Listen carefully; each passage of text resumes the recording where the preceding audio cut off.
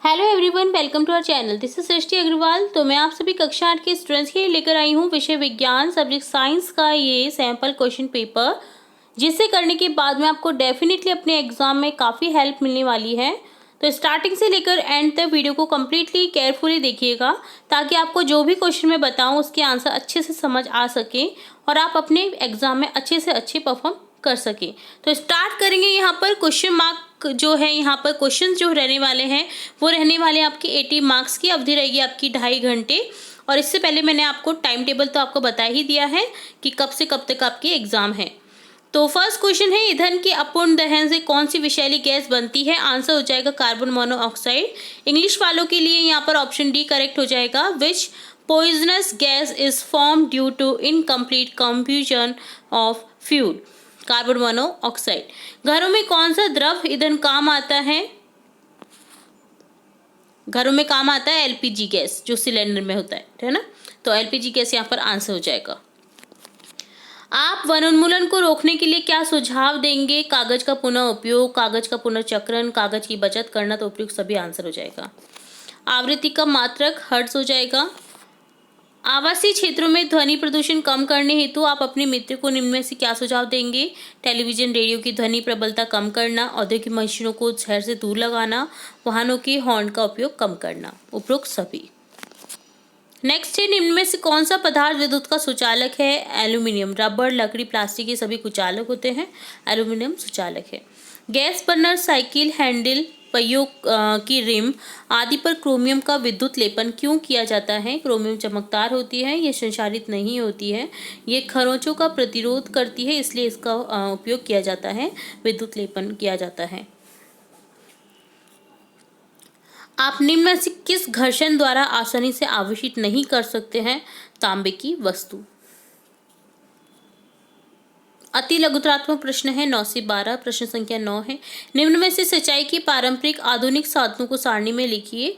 तो यहाँ इस तरह से लिखेंगे। पारंपरिक साधन में हो जाएगा मोटर, जो होती है आपकी मोटर है, ये मोट, ढेकली, रहट।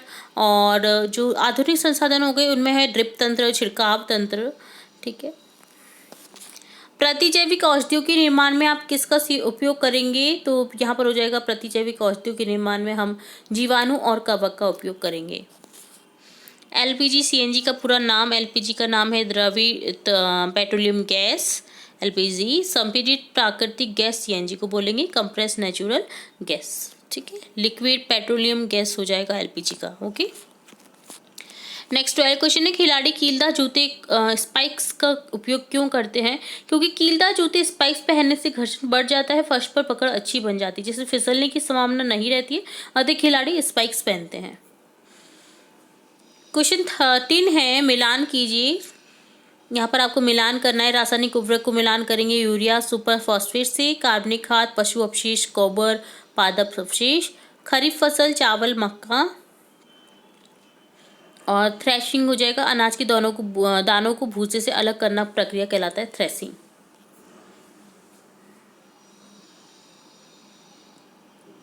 प्रश्न 14 है, प्रश्न संख्या 14, नाइट्रोजन स्थिरीकरण में राइजोबियम जीवाणु की महत्व को समझाइए।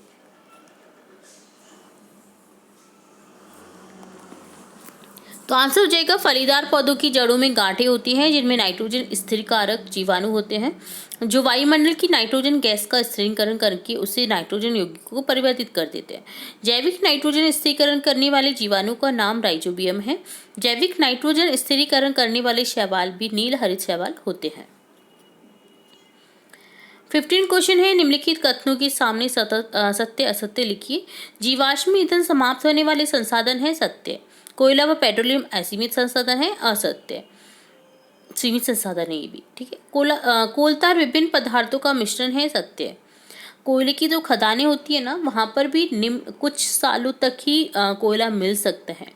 ठीक है। खुदाई के बाद में वो बंजर जमीन हो जाती है, वहां पर कुछ नहीं उग सकता है। और अभी जो चल रहा है ना, पेड़ पौधों को हटा करके कोयले खदान बनाना, ये बहुत ही बुरी बात हो रही है। तो इसका सबको खड़े होना चाहिए कि इस तरह की कटिंग ना हो पेड़ों की और इस तरह की खदानें ना बने। ठीक है। कोलतार विभिन्न पदार्थों का मिश्रण है, सत्य। पैराफिन मोम का उपयोग मरहम, मोमबत्ती, वैसलीन आदि बनाने में किया जाता है, सत्य। प्रश्न संख्या 16 है, दहन ज्वाला में कोई दो अंतर बताने हैं। यह एक रासायनिक प्रक्रम है। पदार्थ ऑक्सीजन से साथ क्रिया कर ऊष्मा देता है। ज्वाला एक क्षेत्र है जिसमें कोई गैसीय पदार्थ अलग जलता है, और ज्वाला उन्हीं पदार्थों से उत्पन्न होती है जो गर्म होने पर वाष्पित होते हैं। 17 क्वेश्चन है, निम्न का आशय स्पष्ट कीजिए। रेड डेटा पुस्तक जो है, रेड डेटा बुक और बायोडाइवर्सिटी, जैव विविधता। तो रेड डेटा पुस्तक को हम देखेंगे। रेड डेटा पुस्तक वह पुस्तक है जिसमें सभी संकटापन्न स्पीशीज का रिकॉर्ड रखा जाता है। पौधों, जंतुओं, अन्य स्पीशीज के लिए अन्य अलग अलग जो है रेड डेटा पुस्तकें हैं। और जैव विविधता का आशय है कि किसी विशेष क्षेत्र में पाए जाने वाले सजीवों की विभिन्न किस्मों से। प्रश्न संख्या 18 है, रिक्त स्थानों की पूर्ति उचित शब्दों द्वारा कीजिए। तो यहाँ पर हो जाएगा, अमीबा खंडन द्वारा जनन करता है। अंडाणु शुक्राणु का संलयन निषेचन कहलाता है। मनुष्य, गाय एवं कुत्ते आदि जंतु जो शिशु को जन्म देते हैं जिन्हें जरायुज के जंतु कहते हैं। मुकुलन द्वारा जनन हाइड्रा में होता है। दाब और बल में संबंध का सूत्रक बताइए। तो किसी पृष्ठ के प्रति एकांक क्षेत्रफल पर लगने वाले बल को दाब कहते हैं। दाब बराबर होता है बल बटा क्षेत्रफल जिस पर यह लगता है, क्षेत्रफल वो होता है, ठीक है। 20वां प्रश्न है, उदाहरण देकर समझाइए कि घर्षण शत्रु तथा मित्र दोनों कैसे हैं। तो घर्षण शत्रु है क्योंकि घर्षण के कारण बस, ट्रेन, हवाई जहाज आदि का वेग निश्चित सीमा से आगे नहीं बढ़ पाता है। घर्षण के कारण मशीनों की दक्षता का ह्रास होता है। घर्षण के कारण मशीनों की गतिमान भाग घिस जाते हैं। अधिक घर्षण के कारण कभी कभी मशीनें जल जाती हैं। और घर्षण मित्र है क्योंकि घर्षण के कारण हम चल सकते हैं। घर्षण के कारण पेन से कागज की सतह पर लिख पाते हैं। घर्षण के कारण वाहन ब्रेक लगाने पर रुक जाते हैं, अन्यथा वाहन फिसल सकते हैं। ब्लैक बोर्ड पर चौक लिखने पर घर्षण बल सहायता करता है। चौक से लिखने पर घर्षण के कारण ही पहिए की परिधि पर घूमता हुआ पट्टा टिक सकता है। यदि घर्षण नहीं होगा तो भवन निर्माण नहीं हो सकता है, यानी कुछ भी निश्चित नहीं हो सकता है। प्रश्न संख्या 21 है, निम्न की व्याख्या कीजिए। सुचालक पदार्थ, विद्युत धारा का रासायनिक प्रभाव। तो सुचालक पदार्थ में लिखेंगे वह पदार्थ जिसमें होकर विद्युत धारा का प्रवाह हो सकता है वे सुचालक पदार्थ कहलाते हैं, जैसे लोहा, तांबा, एल्यूमिनियम, चांदी आदि। विद्युत धारा का रासायनिक प्रभाव में लिखेंगे किसी चालक द्रव में विद्युत धारा प्रवाहित होने पर रासायनिक अभिक्रियाएं होती है, इसे विद्युत धारा का रासायनिक प्रभाव कहते हैं। 22वां प्रश्न, अपने नेत्रों की उचित देखभाल के लिए दो सुझाव लिखिए। सूर्य या शक्तिशाली प्रकाश स्रोत को कभी भी सीधी आंखों से नंगी आंखों से नहीं देखना चाहिए।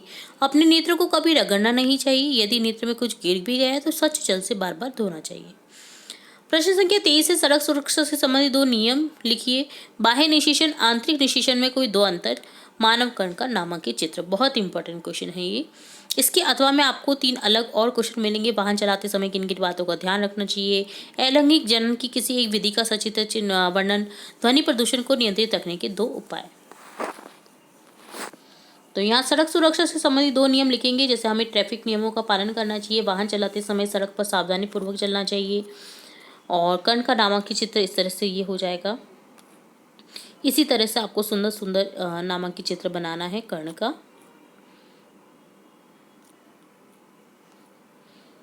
और बाहरी निषेचन और आंतरिक निषेचन में अंतर बताना है। तो नर युग्मक मादा युग्मक का संलयन मादा शरीर के अंदर होता है, जबकि बाहरी निषेचन में यह बाहर होता है। आंतरिक निषेचन में हो जाएगा ये अंदर होता है, जबकि बाहरी निषेचन में जो भ्रूण का विकास है ना वो शरीर के बाहर होता है। तो आंतरिक निषेचन में ना भ्रूण का विकास अंदर ही होता है, जबकि बाहरी निषेचन में बाहर होता है, ठीक है। तो 2 ये अंतर है। संतुलित आहार से आप क्या समझते हैं। भोजन में आवश्यक पोषक तत्व पदार्थों का क्या महत्व है। बल किसी वस्तु की आकृति में परिवर्तन कर सकता है या नहीं, तो उदाहरण देकर स्पष्ट करें। या अथवा में आप कर सकते हैं, मनुष्य के शरीर में अंतःस्रावी ग्रंथियों के नाम लिखकर उसकी स्थिति का नामांकित चित्र बनाइए। द्रव वर्तन की दीवारों पर दबाव डालता है, चित्र द्वारा समझाइए। तो देखिए संतुलित आहार का क्वेश्चन देखेंगे। पहले ये एक ऐसा आहार है जिसमें हमारी शरीर की आवश्यकता अनुसार सभी पोषक तत्व संतुलित मात्रा में उपस्थित हों। भोजन में आवश्यक पोषक तत्व अच्छे स्वास्थ्य को बनाए रखते हैं, बीमारियों को रोकने में सहायक होते हैं, शरीर में ऊर्जा स्तर को बढ़ाने में व जीवन की समग्र गुणवत्ता को सुधार करने में पोषक तत्व सहायक होते हैं। बल लगने से क्या होता है कि द्रव जो है किसी आकृति में परिवर्तन कर सकता है बल किसी वस्तु की। तो यहाँ पर आंसर लिखेंगे हाँ, बल लगने से वस्तु की आकृति में परिवर्तन हो सकता है। जैसे कि एक फूले हुए गुब्बारे को अपनी हथेलियों के बीच दबाने से उसकी आकृति बदल जाती है। इसी प्रकार स्पंज के गद्दे को दबाने से वह पिचक जाता है तथा आकृति बदल जाती है। 25वां क्वेश्चन है, तड़ित चालक का चित्र बनाकर यह किस प्रकार भवनों को तड़ित के प्रभाव से बचाने में सहायक होता है। परावर्तन कितने प्रकार का होता है, चित्र बनाकर समझाइए। अथवा में है, उचित चित्र बनाकर स्पष्ट करें कि समान आवेश एक दूसरे को प्रतिकर्षित करते हैं। और परावर्तन किसे कहते हैं, उचित चित्र बनाकर समझाइए। परावर्तन के दोनों नियम लिखिए। तो कोई भी आप 2 क्वेश्चन इनमें से कर सकते हैं, या तो ऊपर वाले या नीचे वाले। तो यहाँ पर हम देखेंगे तड़ित चालक वाला क्वेश्चन, तड़ित चालक का नामक चित्र, और इस तरह से आपको ये व्याख्या करनी है कि कैसे बचाने में सहयोग करता है ये।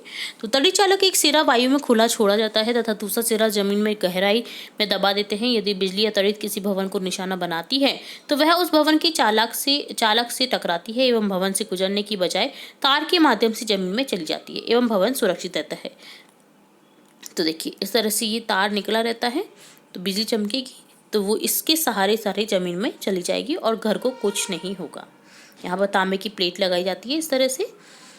तो ये आजकल बहुत ही ज़रूरी हो गया घरों में लगाना, ठीक है।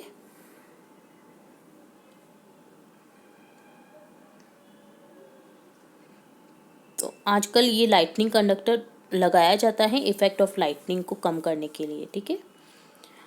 और परावर्तन 2 प्रकार का होता है, नियमित परावर्तन, विसित परावर्तन। नियमित परावर्तन होता है जब प्रकाश की किरण किसी समतल चिकने दर्पण पर आपतित होता है तो प्रकाश की प्रतिकिरण एक निश्चित दिशा में परावर्तित होती है, उसे नियमित परावर्तन कहते हैं।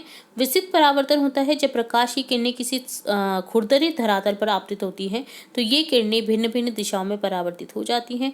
इसे विसरित या अनियमित परावर्तन कहते हैं। तो इस तरह से यहाँ पर होगा। देखिए नियमित परावर्तन में जैसे आई वैसे ही निकली, और अनियमित परावर्तन यानी विस्तृत परावर्तन में इस तरह से हो जाएगा, क्योंकि खुरदरा होगा तो पार्ट्स कहीं ना कहीं डिवाइड हो जाते हैं इस तरह से। तो ये डन होता है आपका कंप्लीट विज्ञान विषय का पेपर। उम्मीद है आपको सभी क्वेश्चन अच्छे से समझ में आए होंगे, और आप इसे एक बार फिर से रिपीट कर लीजिए अगर आपको सही इसी टाइम लर्न नहीं हुए हैं ये क्वेश्चन, क्योंकि बहुत इंपॉर्टेंट क्वेश्चन है आपके आगामी एग्ज़ाम्स के लिए। तो इसे डेफिनेटली करिएगा, 1-2 बार रिपीट कर लीजिए वीडियो को, नहीं लर्न हो रहा है तो। और इसी तरह के और इम्पॉर्टेंट वीडियोस भी हम लाते रहेंगे। तो चैनल को सब्सक्राइब करना बिल्कुल ना भूलें, ताकि हम जब भी वीडियो अपलोड करें तो नोटिफिकेशन के थ्रू आपको फटाफट से हमारी वीडियो मिल सके और आप फटाफट से वो वीडियो देख सकें। तो बेल आइकन पर क्लिक जरूर करें। तो फिर मिलेंगे नई वीडियो के साथ, तब तक के लिए धन्यवाद।